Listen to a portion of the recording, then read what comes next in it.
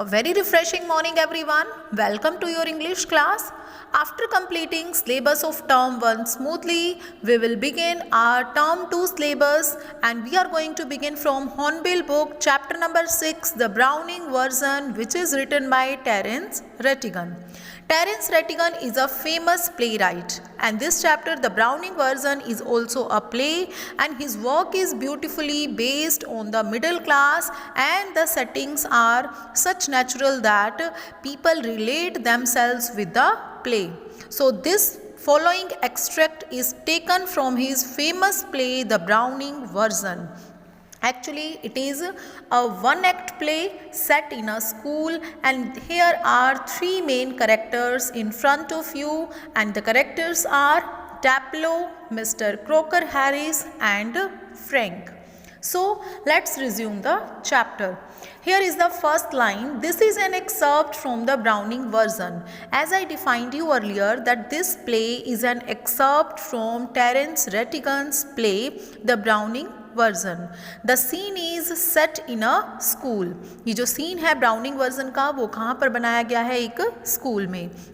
Frank is young and Croker Harris middle aged, both are masters. Okay, so जो Frank है is young and Croker Harris middle aged, so both are masters. Taplow is a boy of 16 who has come into to do extra work for Croker Harris. Croker Harris, who is a teacher here in the school, and Taplow is a young boy of 16 years old who has come into to do extra work for Croker Harris. Actually, Croker Harris ने Taplow को बुलाया हुआ है school में for extra work, but the later has not yet arrived. Later here stands for Croker Harris. Croker Harris जो अभी तक school नहीं पहुंचे हैं and Frank finds Taplow waiting.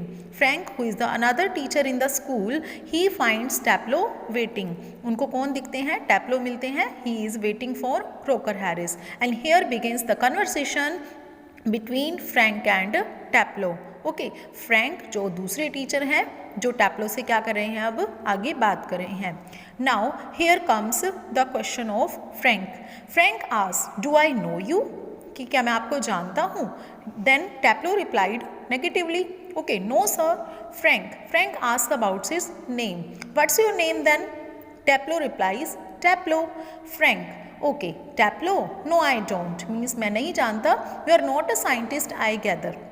Okay, you are not a famous personality, that's why I don't know you. Taplow, no sir, I am still in the lower 5th. Okay, Taplow, he continues his conversation and he says that he is still in the lower 5th class. I can't specialize until next term. मैं specialize नहीं कर सकता जब तक मैं next term में नहीं हो जाता. That's to say, if I have got my remove all right. Remove means here division. Okay, if I got my result all right, then definitely I will specialize in something.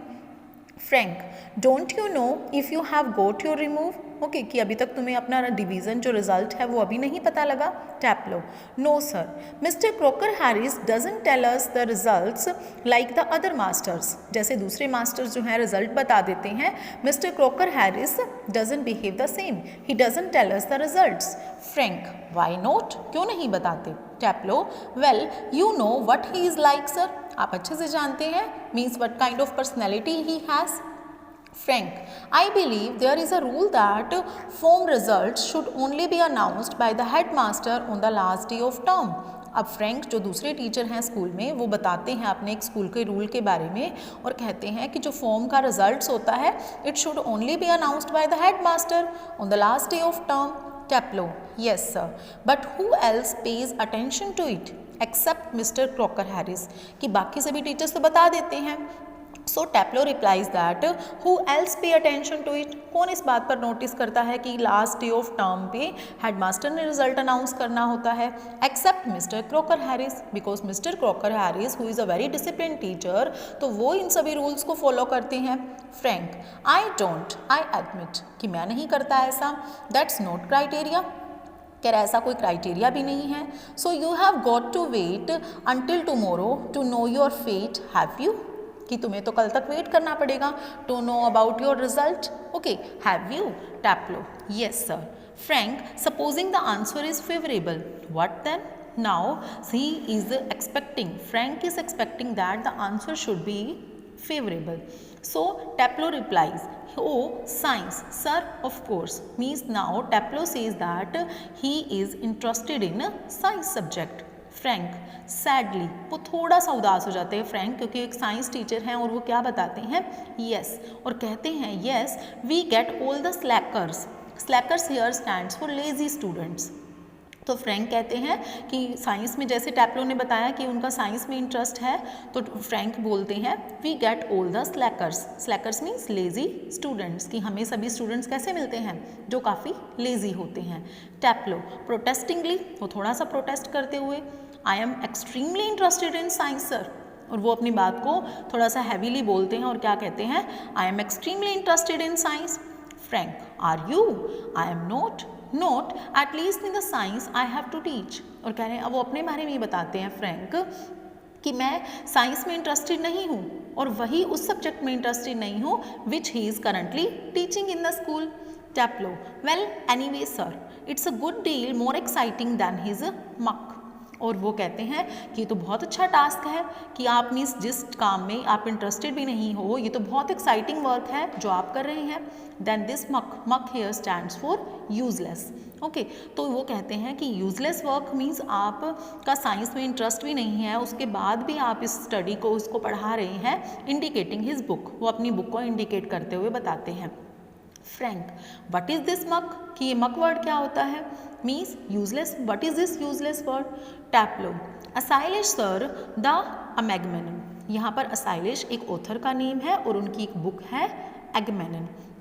Now Frank, and your considered view is that the Agamemnon is muck. अब Frank उनको पूछते हैं कि तुम्हारा view ये है, टैप्लो से पूछते हैं कि जो ये बुक है ये यूजलेस है. टैप्लो, वेल नो सर, मीन्स मैं इसको यूजलेस तो नहीं बोल सकता. I don't think the play is मक. मैं ये नहीं कह सकता कि जो ये प्ले है वो मक है, यूजलेस है. Exactly, I suppose in a way it is rather a good plot. Really a wife murdering her husband. अब वो बताते हैं I suppose this play is very interesting play, it is rather a good plot. Okay, और plot में क्या बताया गया है, that a wife who has murdered her husband and all that. बहुत अच्छी स्टोरी है. I only meant the way it is taught to us. मेरा कहने का मतलब ये था कि वो जो तरीका, जिस तरीके से the way it is taught to us, जिस तरीके से हमें पढ़ाया गया है वो तरीका क्या है, यूजलेस है. Just a lot of Greek words strung together and 50 lines if you get them wrong. जिस तरीके से हमें बताया गया है that a lot of Greek words are combined together. Strung means combined, कि बहुत सारे ग्रीक वर्ड्स को इकट्ठे यूज़ कर देना. And just about 50 lines and if you get them wrong what happens to them the story. If you get them wrong, कि अगर आप उन सभी ग्रीक वर्ड्स को समझ ना पाएँ तो आपकी स्टोरी कैसे हो जाएगी, बहुत ज़्यादा कन्फ्यूजिंग हो जाएगी. Frank, you sound a little bitter. Taplow, Frank उसको बोलते हैं टैप्लो को और क्या कहते हैं, that you are sounding a little bitter, कि तुम थोड़ा सा रफ बिहेव कर रहे हो. Taplow, I am rather sir. Frank, captain, O captain means to make someone stay in a place. Okay, stay here for school, कह रहे कि यहीं रुको. Taplow, no sir for extra, कि तुम्हें यहाँ पर किसके लिए बुलाया गया है. Then Taplo replies that he is waiting here for Mr. Crocker Harris who has called him to do for extra work, जिसने एक्स्ट्रा वर्क करने के लिए बुलाया है. फ्रैंक ने क्या पूछा उनसे, टैप्लो से, extra work on the last day of school, कि जो लास्ट डे ऑफ स्कूल का एक्स्ट्रा वर्क उसके लिए बुलाया है तुम्हें. No. Yes sir, Taplow replies, and I might be playing golf. और वो कहते हैं कि मैं इस टाइम तक क्या कर रहा होता, आई might be playing golf, and you would think he would have enough to do anyway himself, considering he is leaving tomorrow for good. But oh no, I missed a day last week when I was ill. You would think he would have enough to do anyway himself. अब वो बताते हैं, टैप्लो ने उनको explain किया that why he is still there in the school, considering he is leaving tomorrow for good. उसने कहा that I missed a day last week मेरी ड्यूटी थी, ओके, एक्स्ट्रा वर्क करने की, but I missed a day because I was ill. So here I am, तो आज मैं यहाँ पर हूँ and look at the weather sir, actually he is interesting in playing golf, तो वो उसको बताते हैं सर को, फ्रैंक जो टीचर हैं उनको एक्सप्लेन करके बताते हैं that he might be playing golf now, कि because weather is too much good, weather बहुत अच्छा है आज का, ठीक है, but he is here in the school for doing extra work. Frank he said that bad luck is yours, okay, तुम्हारा तो bad luck है because in the same time you will be playing golf and today you are here for doing extra work. Still there is one comfort, अभी भी एक comfort है आपके लिए, और वो क्या comfort है, you are pretty well certain to get your remove tomorrow for being a good boy in taking extra work. और वो बताते हैं that you are pretty well certain means now it is confirmed that tomorrow you will get your division, tomorrow you will get your result definitely. Why? Because for being a good boy in taking extra work, because today you are here in the school, you are here in the school for doing extra work, okay, as Mr. Crocker Harris who has called you and you are expecting your result tomorrow, so it is quite well certain that tomorrow you will get your result definitely. Taplow, well, I am not so sure sir. Taplow replies that he is not so sure. That would be true of the ordinary masters, all right, कि अगर कोई common people होते, common master होते, okay, तो मैं इसको confirm मान सकता था, but just like in the case of Mr. Crocker Harris, I am not so sure. They just wouldn't dare not to give a chap a remove after his taking extra work. So I am not confirmed about the result that he will give it to me or not, but these type of rules don't apply to the Mr. Crocker Harris. but इस तरह के जो rules हैं वो किस पर apply नहीं करते, Mr. Crocker Harris पर apply नहीं करते. Mr. Crocker Harris, who is a very strict and disciplined teacher. Okay, so I asked him yesterday outright if he had given me a remove, and do you know what he said, sir? I asked him yesterday outright, कह रहे कि मैंने उनसे कल भी पूछा था ये, that if he had given me a remove, and do you know what he said? कि मैंने कल भी उनसे अपने रिमूव के बारे में, डिवीज़न रिजल्ट के बारे में पूछा था. And do you know sir what he had replied to me? Frank, no, what he replied, कि किस तरह से उन्होंने रिप्लाई किया. Taplow, imitating a very gentle, rather throaty voice, imitate करते हुए, उनकी नकल करते हुए मिस्टर क्रॉकर हैरिस की जेंटल तरीके से, बट रादर एक थ्रोटी वॉइस, एक हैवी वॉइस के साथ, my dear Taplow, I have given you exactly what you deserve, मैंने सिर्फ उतने ही मार्क्स तुम्हें दिए हैं जितना तुम डिजर्व करते हो. No less and certainly no more, ना तो बहुत कम और ना ही बहुत ज़्यादा. Do you know sir, I think he may have marked me down rather than up for taking extra work. आपको क्या लगता है सर?